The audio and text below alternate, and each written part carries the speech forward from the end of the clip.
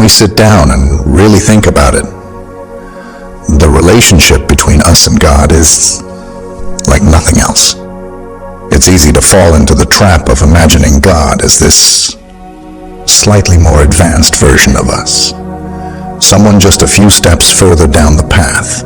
But when we dive into the heart of scriptures like Deuteronomy, chapter 29, verse 29, and the book of Isaiah, chapter 55, verses 8 to 9, we're reminded that, honestly, we're not even playing the same game. God's on a whole other level, not just a better version of human understanding, but something else entirely. It's like comparing the infinite ocean to a drop of water. And that's not a bad thing. It's awe-inspiring. This vast difference, this gap between our understanding and God's, it's beautifully captured in those verses. They tell us straight up, the secret things, the big mysteries of life and existence, they belong to the Lord. But it's not like we're left empty-handed. We've been given a treasure trove of revealed knowledge, wisdom, that's meant to guide us, help us grow, and keep us connected to what truly matters. It's like being handed the most intricate and detailed map while being told, there's even more beyond the edges of this paper. The thing is, God's thoughts and ways aren't just a little bit beyond us. They're as different from ours as the heavens are from the earth. Imagine trying to leap into the sky and touch the stars with your fingertips. That's the kind of difference we're talking about here. It puts things into perspective, doesn't it? Our greatest ideas, our most incredible inventions, our deepest philosophies, they're just the beginning. They're like building sandcastles on the shore when there's a whole ocean out there waiting to be explored. This doesn't mean we're to throw up our hands and give up on understanding or seeking knowledge. Far from it. It's an invitation, a call to humility and curiosity. It's like being a kid again, looking up at the night sky full of stars and realizing there's so much more to learn, so much more to discover. That's the adventure of faith. It's a journey into the vastness of God's wisdom and love, knowing we'll never reach the end, but relishing every step of the way. But here's where it gets really exciting. Despite this unfathomable gap, there's this incredible promise of closeness, of eventual understanding. Through grace, through this gift of salvation we've been talking about, there's this hope that one day we'll stand in God's presence, not just as creations marveling at their Creator from a distance, but as beloved children, fully able to bask in God's glory without fear or hesitation. It's like being promised a future where we can dive into the ocean instead of just playing in the sand. And while we're here, navigating the ups and downs of life, it's important to remember this. Our journey is about more than just waiting for what's next. It's about living fully in the light of God's love, embracing the grace that's been extended to us, and using the wisdom we've been given to navigate this world. It's about growing, learning, and preparing for the day when we'll finally see God face to face, not just as a spirit or a distant Lord, but as the very essence of love and truth that has guided us every step of the way. Now, stepping into this deeper understanding, it's like we're opening our eyes to a whole new dimension of who God is. It's tempting, really tempting, to picture God in our own image. After all, it's what we know best, right? We talk about God's hands, His eyes, or His voice, and it's easy to start imagining Him sitting on a cloud, looking down at us with a grandfatherly smile. But here's the thing. The Bible's use of these human-like terms, isn't about making God into a man. It's about bridging the vast, unimaginable gap between our limited human understanding and God's infinite nature. Think of it as the Bible speaking our language, using metaphors and symbols to give us a glimpse into something far beyond our comprehension. When we read about God's eyes or ears, it's not about physical features. It's about helping us understand that in a way that goes beyond our human senses. God sees and hears everything. It's a poetic way to say that nothing escapes God's notice, and that's both comforting and awe-inspiring. Diving deeper, the heart of this message reveals God as a spirit, not just any spirit, but a personal one that we can actually know and love, a concept that can be pretty mind-boggling. This isn't about knowing God in the same way you'd know a person, with a face and a name and a birthday. It's about knowing God on a spiritual level, connecting with the essence of who God is, beyond our physical world. It's about feeling God's presence in the depths of your soul, recognizing His work in your life and responding to His love. And this idea of God being a spirit, it changes everything about how we relate to Him. It's not about rituals or trying to impress some distant deity. It's about opening our hearts to a relationship that's incredibly personal. Imagine being so connected with God that you can call Him Abba, Father. That's not just formal respect. It's intimate, loving, and deeply personal. It's knowing that, no matter how far we might stray, we have a way back, a path to forgiveness and transformation. This transformation, it's not just about turning over a new leaf. It's about becoming a whole new creation. Suddenly, the things of this world, the stuff that used to matter so much, it starts to fade in comparison to the joy of knowing God. It's like finding the missing piece that makes everything else click into place.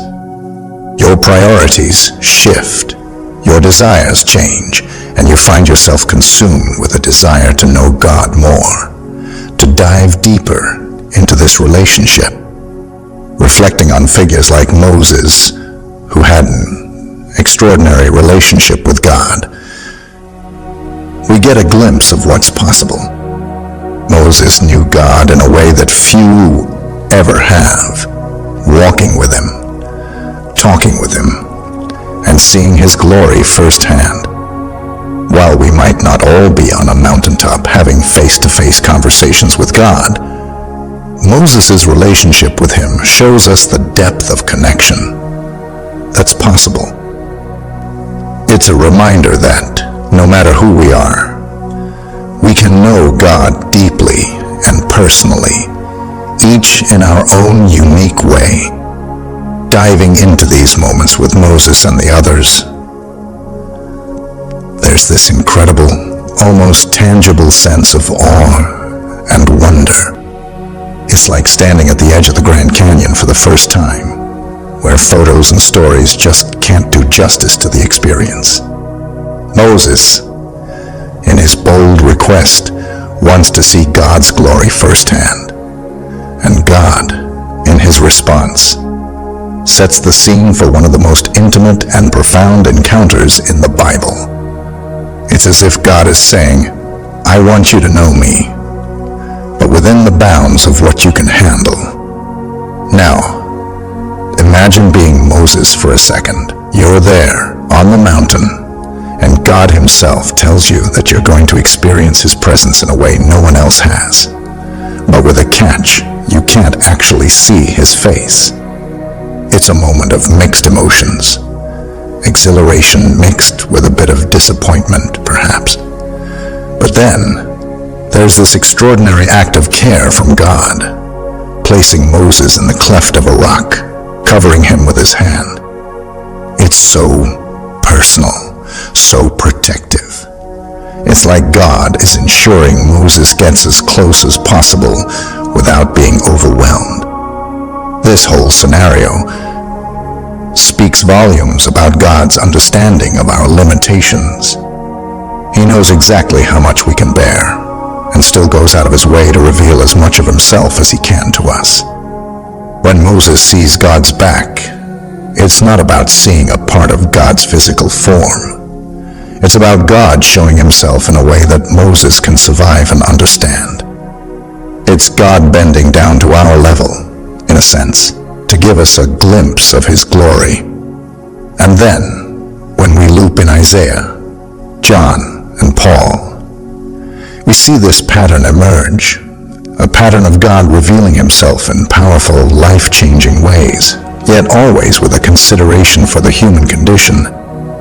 Isaiah sees the Lord high and lifted up, and it brings him to his knees, aware of his own unworthiness.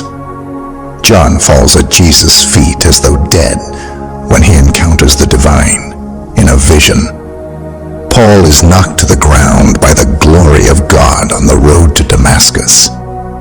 Each experience is overwhelming. Each brings about a profound realization of God's holiness versus human sinfulness. What strikes me about these encounters is not just the fear or the awe, but the transformation that follows. It's not about being scared straight. It's about being invited into a deeper, more reverent relationship with God. These experiences change them at their core, reshaping their understanding of themselves and their place in relation to God. It's about realizing that even in our imperfection, we're loved and called to something greater. Reflecting on these stories, we're reminded that encountering God's glory is about more than seeing a vision or having a supernatural experience. It's about coming face to face with the reality of God's holiness, our own sinfulness, and the incredible grace that bridges that gap. It's a humbling reminder that while we may not see God's face in this life, we're still invited to know him, to love him, and to be transformed by him, just as Moses, Isaiah, John, and Paul were. In these stories, we find an invitation to approach God with a mix of boldness and humility, ready for whatever glimpse of his glory he might reveal to us.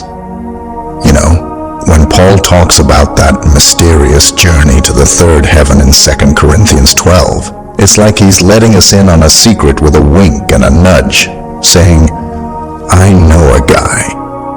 This guy had an experience so out there. Paul himself is unsure if it was a body and soul trip or purely a spiritual one.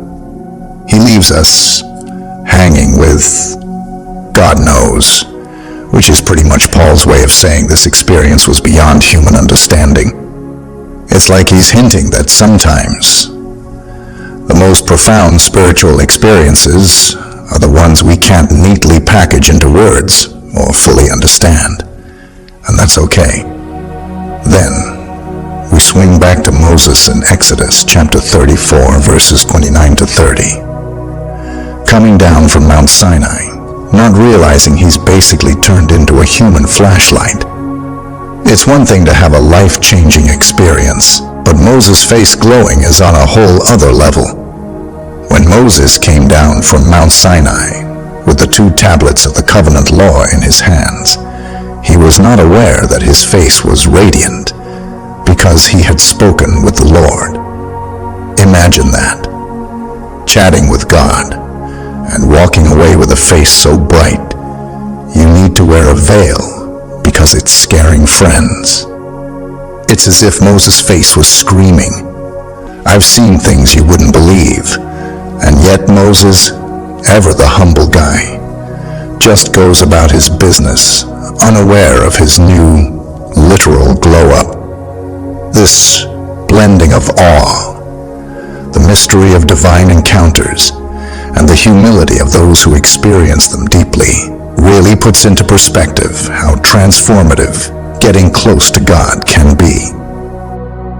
digging into this rich tapestry of understanding God, we're reminded of that striking verse in Isaiah chapter 55, verses 8 to 9, where God declares, "For my thoughts are not your thoughts, neither are your ways my ways, says the Lord.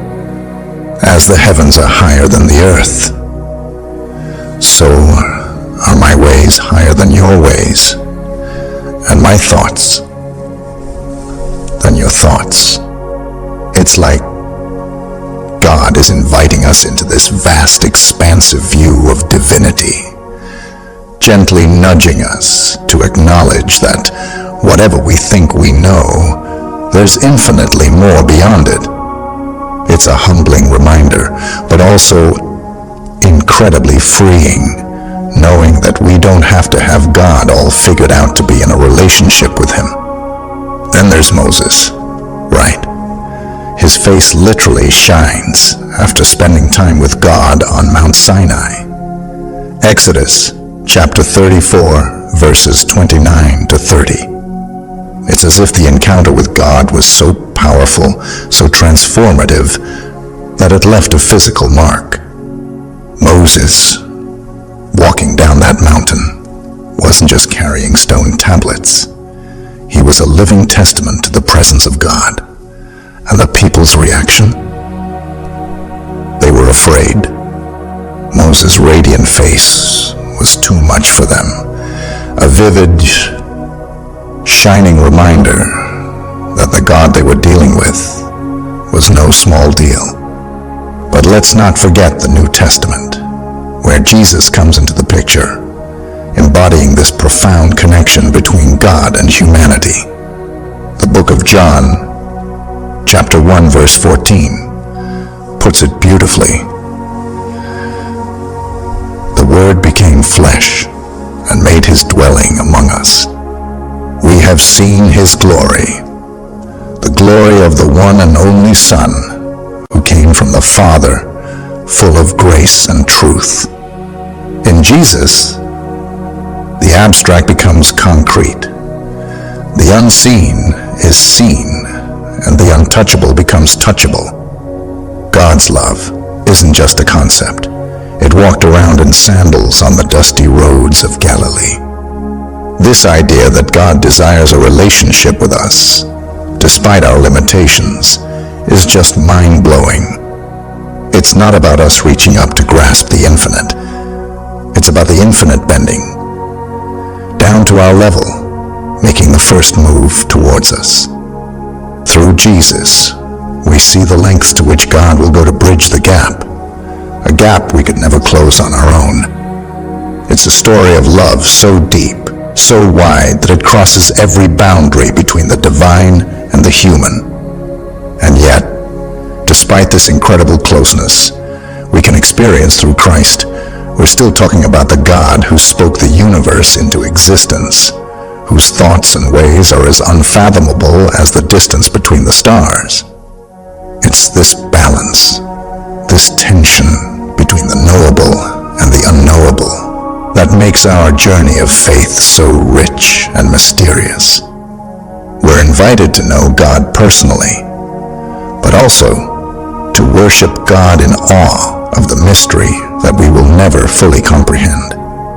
Embarking on this journey to know God isn't like flipping through a photo album of someone else's vacation, where you're just a bystander to all the experiences. No, it's more like you're stepping into your own adventure story, where every page turn brings you closer to the heart of God. It's as if Paul's words in Philippians chapter 3, verse 10 invite us onto this path, not just as observers, but as participants, eager to dive into the depths of what it means to really live in communion with God. This isn't about ticking off spiritual milestones. It's about letting each step, each moment of understanding or confusion, draw us deeper into God's embrace. As we journey, we find that knowing God changes everything. Suddenly, the old labels we used to identify ourselves, our successes, our failures, or even the roles we play in our daily lives, start to fade into the background. In their place, a new identity emerges, one that's rooted in something, or rather, someone much bigger than ourselves. It's like looking in the mirror and realizing you're not just looking back at yourself, but reflecting a bit of God's love and grace too. And that realization, it's life-changing. It shifts how we see others, treating them not as mere extras in our story, but as fellow travelers, each with their own unique relationship with God. This transformative journey isn't just a nice idea tucked away in the pages of Scripture. It's the heartbeat of the Christian experience. It's about discovering that God isn't some far-off deity watching us from a distance, but a close, personal being who wants to walk through life with us. And as we walk with Him, we find that the path isn't always clear or easy, but in those moments of uncertainty or struggle, we learn that knowing God deeply isn't about having all the answers. It's about trusting Him to guide us, step by step, through every chapter of our lives. It's a journey full of mystery and majesty. And honestly, there's no adventure I'd rather be on. So, as we walk this path of faith, let's embrace both the intimacy and the mystery. Let's remember that while we may catch glimpses of God's glory, like Moses, or be touched by His presence, like the disciples with Jesus, there's always more. Our understanding will always be partial, our vision limited, but that's okay. Because at the heart of our faith is a relationship with a God who is both beyond us and with us. A God whose love bridges every gap, whose grace covers every shortfall. And that, my friends, is a beautiful thing to ponder and cherish.